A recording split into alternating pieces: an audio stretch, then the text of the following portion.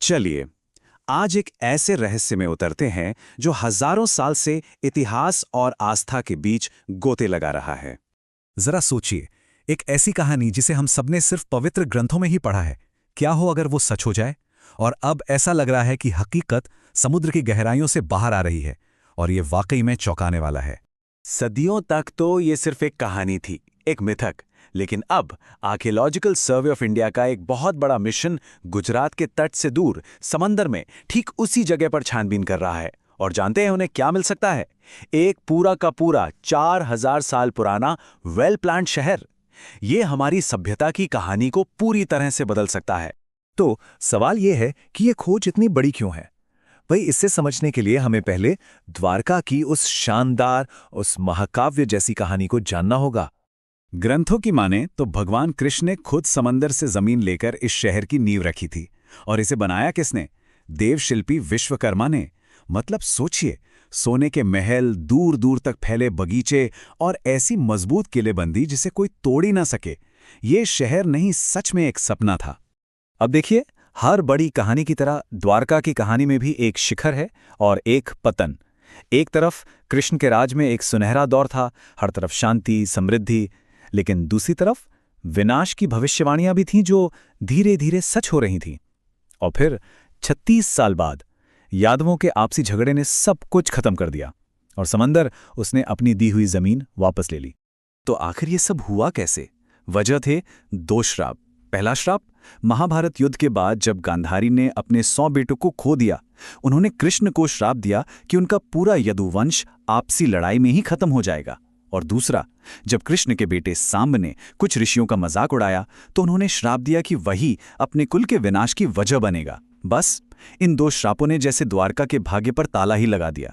चलिए, अब आते हैं आज के जमाने में।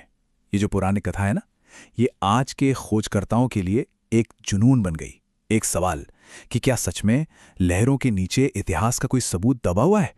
और फिर 1980 के दशक में marine archaeologist doctor SR Rao ने जो खोजा ना, उसने तो सबको चौंका दिया।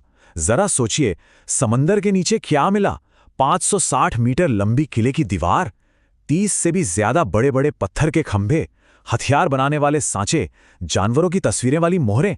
ये सब कुछ समुद्र के नीचे मिला। ये कोई छोटा मोटा गांव नहीं था, ये एक बहुत ही व्यवस्थित और एडवांस्ड बंदरगाह शहर का पक्का सबूत था। लेकिन सबसे ज्यादा हैरान करने वाली बात तो अभी बाकी है। जब इन सारी चीजों की कार्बन डेटिंग की गई तो पता चला कि ये करीब करीब 1500 ईसा पूर्व की हैं। और ये वही समय है जिसे महाभारत का काल माना जाता है। अब ये ऐसा इत्तेफाक था जिसे कोई भी नजरअंदाज नहीं कर सकता था।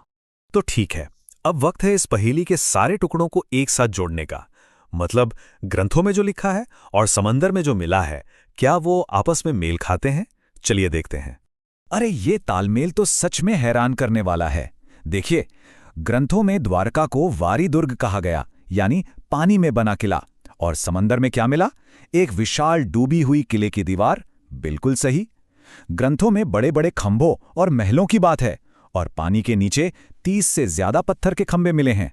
ये भी मैच हो गया। फिर ग्रंथों में लिखा है कि लोगों को पहचान के लिए मोहरें दी जाती थीं, और समुद्र के नीचे से ठीक वैसी ही मोहरें मिली हैं। और सबसे बड़ी बात, ग्रंथों की कहानी खत्म होती है शहर के डूबने से। और पुरातत्व को क्या मिला? एक पूरा का पूरा डूबा हुआ शहर। पुराने ग्रंथों में इस तबाही के लिए एक खास शब्द है, जल प्लावन। इसका मतलब है एक बहुत बड़ी बाढ़ या समंदर का सब कुछ निगल लेना। ये शब्द सुनकर तो लगता है कि जैसे कोई बहुत बड़ी तबाही आई होगी, लेकिन विज्ञान इसके बारे में एक अलग ही कहानी बताता है, जो शायद इससे भी ज्यादा दिलचस्प है। वैज्ञानिकों का मानना है, जैसे कि डॉक्टर राजीव निगम, कि द्वारका शायद एक झटके में नहीं डूबी, बल्कि सोचिए, आज से करीब 3500 साल पहले समंदर का लेवल आज के मुकाबले बहुत नीचे था। और फिर हजारों सालों तक जैसे जैसे समंदर का पानी बढ़ता गया, वो धीरे धीरे शहर को अपने अंदर समाता गया। मतलब ये एक झटके वाली तबाही नहीं, बल्कि एक धीमी लेकिन पक्की तबाही थी। तो एक तरफ तो ये वैज्ञानिक बहस चल रही है, लेकिन दूसरी तरफ आज भी जमीन पर द्वारका की विरासत जिंदा है, धड़क रही है। ये कहानी सिर्फ किताबों में या समंदर के नीचे दबी हुई नहीं है। आज की जो द्वारका है ना, वो सिर्फ एक शहर नहीं है, वो हिंदू धर्म के 4 सबसे पवित्र तीर्थों में से एक है। जी हाँ, 4 धामों में से एक। ये एक ऐसा आध्यात्मिक सेंटर है जहां हर साल लाखों लोग आते हैं भगवान कृष्ण की उसी कहानी से, उसी विरासत से जुड़ने के लिए। और इस आस्था का केंद्र, इसका दिल है भव्य द्वारकाधीश मंदिर। इसे जगत मंदिर भी कहते हैं। सोचिए, 60 खंभों पर टिकी एक 5 मंजिला इमारत, हजारों साल पुराने विश्वास का सबूत।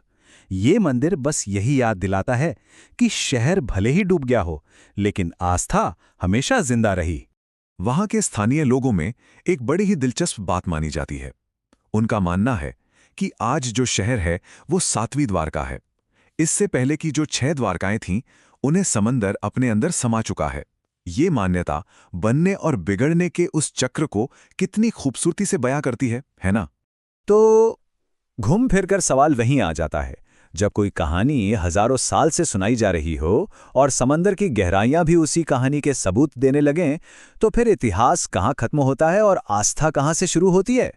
द्वारका की खोज सिर्फ एक शहर की खोज नहीं है, ये तो अपनी जड़ों की, अपने विश्वास और विज्ञान के बीच के रिश्ते की एक कभी ना खत्म होने वाली खोज है।